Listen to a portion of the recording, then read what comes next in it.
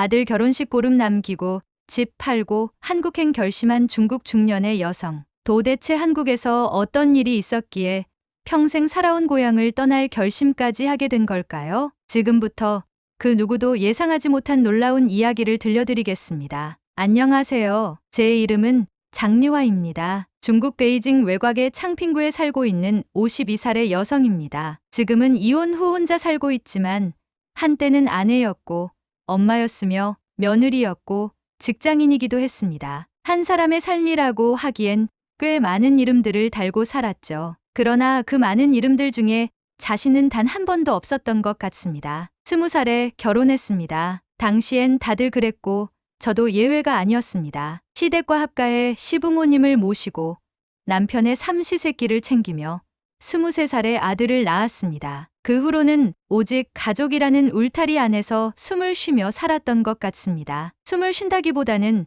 어쩌면 그냥 버텼던 것에 가까웠는지도 모르겠어요. 아들이 커가면서는 공부 뒷바라지에 집중했고 남편은 시간이 갈수록 말수가 줄고 퇴근 후엔 늘 TV만 보며 방에 틀어박혔습니다. 애정을 나누는 일은커녕 서로의 안부를 묻는 일조차 없어진 지 오래였습니다. 각방 생활이 자연스러워진 지도 어느덧 10년이 넘었죠. 그렇게 부부 사이에는 의무만 남았고 저는 무언가에 짓눌린 채 살아가고 있었습니다. 그러던 어느 날 남편이 이렇게 말했습니다. 우리 그냥 끝내자. 너무나 담담하게 아무런 감정도 담기지 않은 목소리였습니다. 울지도 않았고 매달리지도 않았습니다. 저도 지쳐 있었으니까요. 그렇게 이혼하게 됐고 50살을 앞두고 처음으로 혼자가 되었습니다. 처음엔 해방감이 있었습니다. 누군가의 아내로서 살아야 한다는 의무감도 밥을 3끼 꼬박 차려야 한다는 부담도 없어졌으니까요. 아침에 일어나 창문을 열면 햇살이 들어오고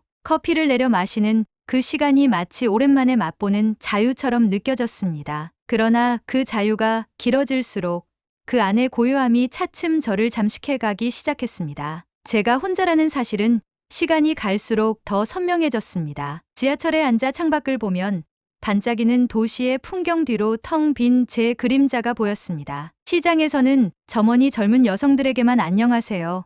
뭐 찾으세요? 라며 환하게 웃었고 저는 언제부턴가 그 인사 한마디가 부러웠습니다. 식당에서는 종업원이 몇 분이세요?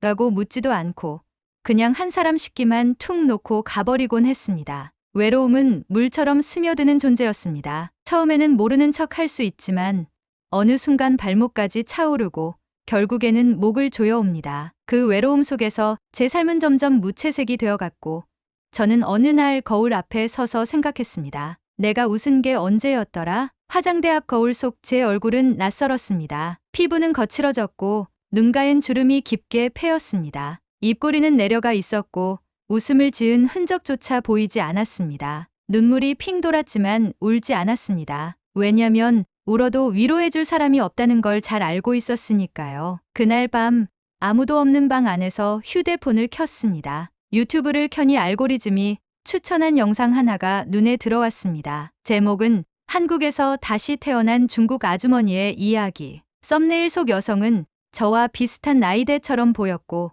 배경은 낯선 도시 한국이었습니다. 처음엔 그저 심심풀이로 클릭한 영상이었습니다. 그런데 그 영상 속에서 들려오는 이야기에 점점 귀를 기울이게 되었고 마침내는 울고 말았습니다. 그 여성은 말했습니다. 한국에선 나이 들어도 괜찮다고 해줘요. 혼자 식당에 가도 누군가 말을 걸어주고 이름을 불러줘요. 나라는 사람이 여기엔 존재해요. 그 말 한마디에 갑자기 눈물이 쏟아졌습니다. 왜 그랬는지 모르겠지만 그렇게 오랫동안 참았던 감정이 터져버린 것 같았습니다. 너무도 사무치게 그리웠습니다. 누군가 내 이름을 불러주는 것, 따뜻한 말 한마디, 그리고 저라는 사람의 존재를 알아봐 주는 시선이요. 그날 이후 저는 매일 한국 관련 영상을 찾아보기 시작했습니다. 식당 문화, 대중교통, 마트, 전통시장, 다문화가정 지원센터 이야기까지. 그 중에서도 부산이라는 도시에 끌렸습니다. 바다와 산이 함께 있고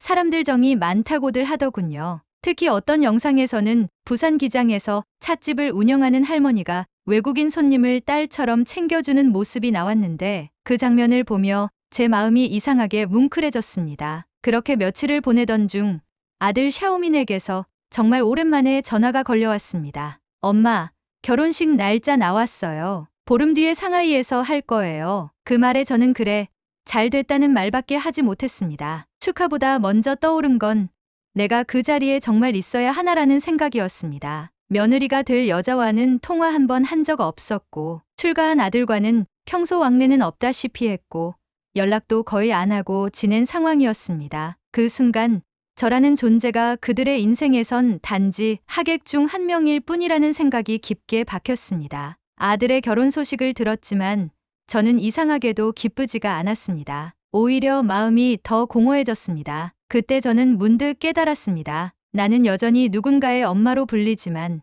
그마저도 형식일 뿐이구나. 그래서 결심하게 되었습니다. 누군가의 무엇도 아닌 나 자신으로 살아보자. 이대로는 안 되겠다고 생각했습니다. 단 하루라도 저도 그런 온기를 느껴보고 싶었습니다. 그렇게 저는 큰 결심을 하게 되었습니다. 한국에 가서 살자. 저 나라의 공기를 마셔보고 그 따뜻함의 실체를 느끼자. 그 후로 지금 살던 집을 팔고 비행기 표를 예매했습니다. 주위 사람들에겐 혼자 여행 좀 다녀오려고라고 말했지만 제 마음속에는 그보다 훨씬 큰 의미가 담겨 있었습니다. 제 인생의 다음 페이지를 넘기기 위한 첫걸음이었으니까요. 공항으로 향하는 택시 안에서 저는 창밖을 바라보며 이런 생각을 했습니다. 이번 여행이 그냥 관광으로 끝나지 않았으면 좋겠다. 무언가 내 삶을 바꿔줄 계기가 되어줬으면 좋겠다. 어쩌면 너무 큰 기대일 수도 있지만 그래도 좋았습니다. 오랜만에 심장이 뛰었거든요. 비행기에 오르기 직전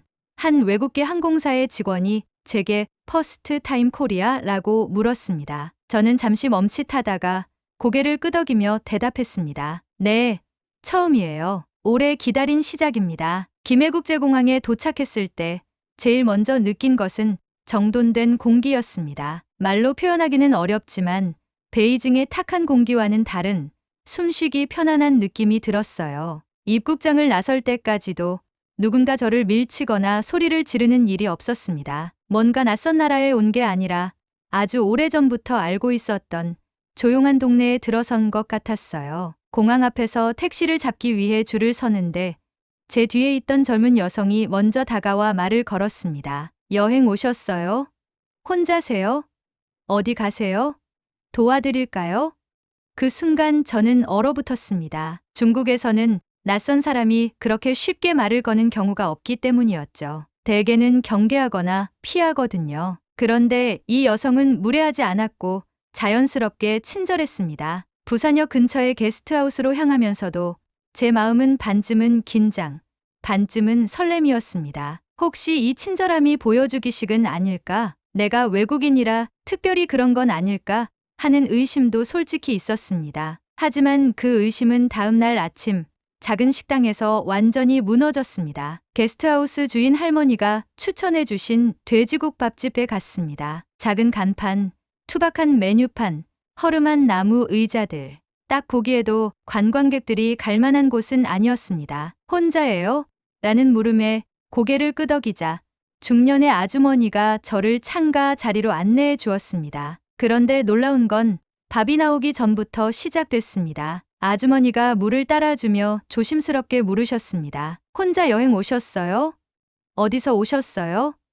제가 중국에서 왔다고 하니 아이고 멀리서 오셨네. 이 집 국밥 맛있다고들 해요. 입에 맞으실진 모르겠지만 천천히 드셔봐요. 이거 반찬은 더 달라고 하면 돼요. 그렇게 말씀을 이어가셨습니다. 저는 정말 깜짝 놀랐습니다. 중국에선 식당에서 이런 대화를 나눈 적이 단 한 번도 없었거든요. 대개는 음식이 나오면 끝이고 조용히 먹고 나가는 게 보통이었습니다. 그런데 이곳에서는 제가 낯설지 않다는 듯 마치 오랜만에 온 친척처럼 대해주었습니다. 밥을 먹으며 창밖을 보는데 작은 아이가 길을 걷다 넘어지자 근처에 있던 노인이 달려와 아이를 일으켜주고 그 아이의 엄마는 그저 웃으며 감사합니다라고 말하더군요. 그 모습이 너무도 자연스러웠고 마치 연출된 장면 같아 보여 저는 숟가락을 들고 한참을 바라봤습니다. 그날 오후에는 해운대 해변을 걷기로 했습니다. 봄바람이 불어오는 해변은 한산했고 바닷소리는 마음을 씻어주는 듯 했습니다.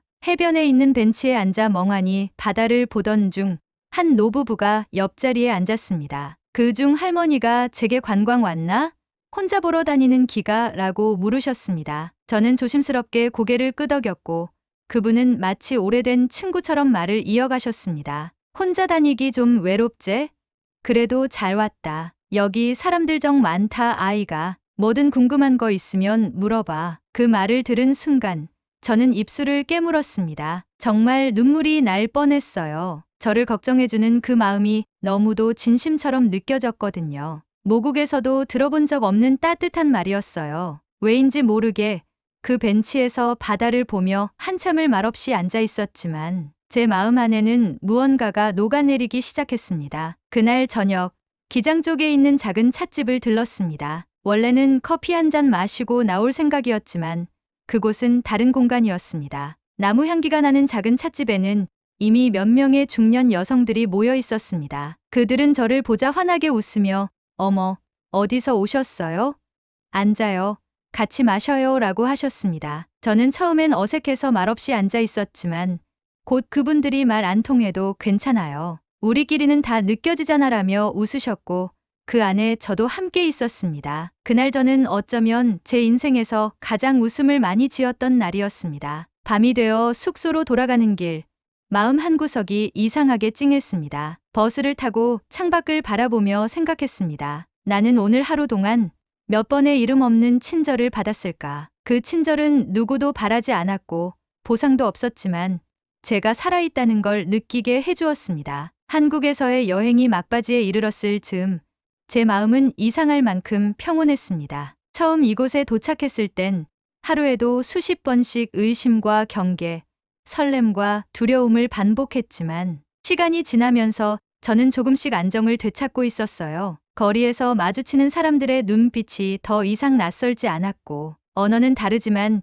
그 속에 담긴 감정들은 하나같이 따뜻했습니다. 그날도 저는 평소처럼 오전엔 해운대 근처를 산책하고 오후엔 광안리 시장을 구경하다가 저녁 무렵 숙소 근처에서 괜찮아 보이는 한식당을 찾게 되었습니다. 간판은 크지 않았지만 가정식 백반이라는 글자가 마음을 끌었고 유리문 안으로 보이는 따뜻한 조명과 사람들이 정겹게 식사를 나누는 모습에 이끌려 문을 열었습니다. 문을 열고 들어섰을 때 저를 처음 맞은 것은 식당 안의 고소한 냄새와 잔잔히 울리는 트로트 음악이었습니다. 오래된 의자들과 투박한 나무 테이블, 구석에 걸린 전통화가 오히려 친근하게 느껴졌습니다. 저는 조심스럽게 안으로 들어갔고 점원이 무심히 몇 분이세요? 라고 묻길래 익숙하게 혼자예요 라고 대답했습니다. 그러자 그는 잠시 멈칫하더니 조금 당황한 듯 주방 쪽을 힐끔 바라보며 말했습니다. 여기 식사는 예약하신 건가요? 순간 저는 숨이 멎는 것 같았습니다. 제게 예약 여부를 묻는 그의 말은 너무도 단호했고 그 말투 속에서 여긴 당신 같은 사람을 받을 준비가 되어 있지 않다는 냉정함이 느껴졌습니다. 저는 황급히 아니요. 그냥이라고 말끝을 흐렸고 가슴 한쪽이 서늘해졌습니다. 그 짧은 순간 식당 안에 있던 몇몇 손님들이 저를 쳐다보는 시선이 느껴졌습니다. 마치 여기 왜 들어왔지? 라는 묵묵한 질문을 던지는 듯한 눈빛이었어요. 고개를 숙이며 발길을 돌리려던 그때 한쪽 테이블에서 부드러운 목소리가 들려왔습니다. 여기 자리 비었어요. 저희랑 같이 앉으셔도 괜찮아요. 고개를 들자 짙은 보랏빛 스카프를 두른 단정한 중년 여성이 따뜻한 눈빛으로 저를 바라보고 있었습니다. 그녀의 옆에는 또래의 여성 두 분이 더 앉아 있었고 세 사람 모두 제게 미소를 건넸습니다. 당황스러운 마음에 정말 괜찮을까요? 라고 묻자 그녀는 손짓으로 저를 초대하며 말했습니다. 물론이죠. 혼자 오신 분을 외면하면 안 되잖아요. 우리 잠깐의 인연도 소중하다고 생각해요. 그 말에 저는 다시 마음을 붙잡았습니다. 그들의 초대를 받아 함께 식사하게 된 제 옆자리 여성은 김지선 씨였습니다. 51살, 대구 출신으로 현재는 부산에 정착해 살고 있는 분이셨죠. 그녀는 저를 배려하듯 말의 속도를 조절했고 알아듣기 쉽게 풀어 설명해 주었습니다. 사실 저도 한때 외국에서 외롭게 산 적이 있었어요. 그래서 알죠. 혼자라는 게 얼마나 마음을 가라앉게 하는지. 그런데 이곳은 다르잖아요. 사람과 사람 사이에 온기가 있어요. 그녀의 말은 제 마음속 응어리를 조용히 어루만지는 듯했습니다. 식사는 정갈했고 반찬 하나하나에 정성이 느껴졌습니다. 김지선 씨와 친구분들은 제게 한국에서 겪은 소소한 에피소드들을 들려주며 웃음을 나눴습니다. 한국어가 능숙하지 않은 저를 위해 몸짓과 눈빛까지 동원하며 설명해주는 모습은 감동 그 자체였습니다. 식사를 마치고 식당을 나서는 길, 김지선 씨는 저를 멀리까지 데려다 주었습니다. 그리고 말했습니다. 혹시 한국에서 더 오래 지내고 싶다면 다문화지원센터에 한번 가보세요. 우리 같은 외국인도 도움받을 수 있는 곳이에요. 그 조언을 들은 저는 다음 날 그녀의 추천대로 부산 시내의 다문화지원센터를 찾아갔습니다. 처음 들어섰을 땐 긴장됐지만 센터의 직원 박민지 씨는 환한 미소로 저를 맞이했습니다. 그녀는 제 얘기를 묵묵히 들어주었고 중국어가 가능한 자원봉사자 장수진 씨를 연결해 주었습니다. 장수진 씨와의 대화 속에서 저는 처음으로 정착이라는 단어를 입에 담았습니다. 그녀는 말했습니다. 처음엔 낯설지만 금방 익숙해질 거예요. 여긴 나이, 출신, 언어와 상관없이 마음이 통하면 친구가 되는 곳이니까요. 그날 저는 한국어 수업을 신청했고 기초 회화 수업에 참여하기 시작했습니다. 하루 1시간, 아주 짧은 시간이었지만 그 시간만큼은 제 자신이 살아있다는 걸 느낄 수 있었습니다. 무엇보다도 제가 속해 있는 공간에서 누군가 제 이름을 불러준다는 것, 그것이 가장 큰 감동이었습니다. 며칠 후 김지선 씨와 다시 해운대에서 만났습니다. 그녀는 작은 선물이라며 손수 만든 손뜨개 목도리를 제게 건네주었습니다. 이건 당신이 한국에서 시작한 첫걸음을 기념하는 의미예요. 기억하세요. 당신은 혼자가 아니에요. 그 말을 들은 순간 제 마음 한구석이 뭉클해졌습니다. 베이징에서 홀로 지내던 그 지난 날들이 주마등처럼 스쳐 지나갔고 이제는 제가 다시 한번 용기를 내어도 괜찮다고, 이곳에서 장리화라는 이름으로 살아가도 괜찮다고 누군가가 말해주는 것 같았습니다. 해운대 바다 앞에서 그녀와 함께 걷던 그 순간 파도는 조용히 밀려왔다가 사라졌고 어딘가에서 불어오는 바람 속에는 삶의 냄새가 묻어 있었습니다. 그 바람을 맞으며 저는 생각했습니다. 이제는 괜찮아요. 진심을 만났으니까요. 그로부터 1년이 흘렀습니다. 지금의 저는 부산 해운대 근처의 작은 임대 아파트에서 살아가고 있습니다. 처음 한국 땅을 밟았던 날, 공항에서 느꼈던 그 낯선 설렘과 두려움이 아직도 생생하게 기억납니다. 하지만 지금은 그 설렘이 따뜻한 일상이 되었고 그 두려움은 더 이상 제 삶의 자리를 내주지 않았습니다. 하루의 시작은 여전히 이른 아침, 창밖으로 스며드는 햇살로부터 시작됩니다. 제게 아침 햇살은 단순한 자연현상이 아닙니다. 이곳에서 맞는 아침은 늘 새로운 하루가 가능하다는 믿음을 심어주기 때문입니다. 작은 창가에 화분을 놓고 그날의 날씨에 맞게 커튼을 걷고 나면 저는 조용히 오늘의 일과를 준비합니다. 매주 화요일과 금요일 오전에는 다문화센터에서 진행하는 한국어 수업에 참여하고 있습니다. 처음에는 낯설고 버거웠지만 지금은 간단한 회화는 스스럼 없이 할 수 있을 만큼 익숙해졌습니다. 안녕하세요. 오늘 날씨 좋네요. 여기 음식 참 맛있어요와 같은 문장들이 입에 자연스럽게 붙었습니다. 이 단어들을 배우며 저는 표현의 자유란 단어의 의미를 다시 생각하게 되었습니다. 말이 통하지 않아도 전해지는 진심은 있었지만 말이 통할 때 비로소 사람과 사람 사이가 한층 가까워진다는 사실을 체감하게 됐습니다. 수업이 없는 날이면 동네 어르신들이 모이는 경로당 근처 찻집에서 한식 요리 수업에 참여합니다. 처음엔 단순히 배워두면 좋겠다는 마음으로 시작했는데 이젠 제가 만든 된장찌개와 김치전, 잡채를 이웃들과 나눌 수 있을 정도가 됐습니다. 요리는 그저 배를 채우는 수단이 아니라 마음을 나누는 방식이라는 걸 알게 되었죠. 중국에서의 저라면 생각지도 못했던 일이었습니다. 그곳에서는 늘 누군가를 위해 요리를 했지만 이곳에서는 함께 먹기 위해 요리를 합니다. 이 작은 차이가 제 삶을 바꿨습니다. 무엇보다도 제가 한국에서 얻은 가장 큰 선물은 누군가의 인생에 작지만 따뜻한 도움이 될 수 있는 기회입니다. 다문화센터에서는 이제 통역 봉사도 시작했습니다. 한국어가 서툰 중국 중년 여성들을 위해 간단한 행정 서류를 안내하거나 병원에 동행하는 일을 맡고 있어요. 처음엔 제가 받기만 했던 도움을 이제는 누군가에게 줄 수 있게 된 것입니다. 그 첫 봉사 날, 한 여성이 제 손을 꼭 잡고 정말 감사해요.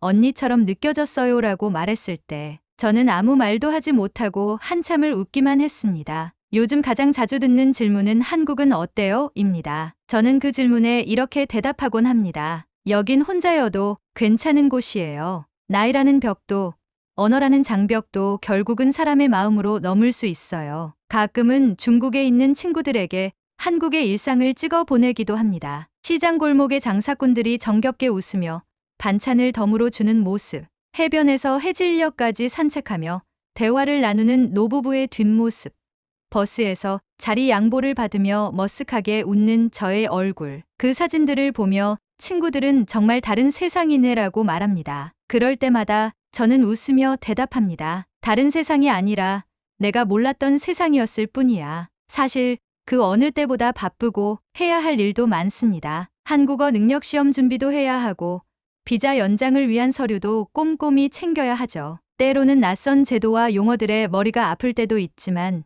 그 모든 과정이 저에겐 살아있음의 증거입니다. 이따금씩 바닷가에 나가 홀로 앉아 지난 시간을 떠올려 봅니다. 베이징 외곽의 조용한 골목, 이혼 후 아무도 기다려주지 않던 밤들, 거울 앞에 선 채 내가 웃은 게 언제였지라는 생각을 반복하던 그 시절, 그 기억들은 이제 이곳에서의 일상과 나란히 놓여 저를 더 단단하게 만들어줍니다. 저는 여전히 혼자 살고 있습니다. 하지만 더 이상 외롭지 않습니다. 이웃과 인사를 나누고 함께 수업을 듣는 친구들과 웃으며 하루를 보내며 저는 더 이상 투명한 존재가 아닙니다. 제 이름, 장리화는 이제 다시금 불려지고 있는 이름이 되었고 이곳에서 저만의 속도로 저만의 삶을 살아가고 있습니다. 언젠가 부산에 살고 있는 이웃이 제게 이렇게 말했습니다. 50대는 새로 시작하기 딱 좋은 나이죠. 이 이야기를 보고 계신 분들께 마지막으로 전하고 싶은 말이 있습니다. 만약 여러분도 지금 어딘가에서 이름조차 잊혀진 채 외로이 살아가고 있다면 부디 잊지 마세요. 세상 어딘가엔 여러분의 이름을 다시 불러줄 곳이, 여러분의 진심을 알아봐줄 사람이 반드시 있다는 것을요. 그리고 제게 그곳은 바로 한국이었습니다. 오늘 이야기 마음에 와닿으셨다면 구독과 좋아요 꼭 부탁드립니다. 그럼 우리는 다음 이야기에서 다시 만날게요. 고맙습니다.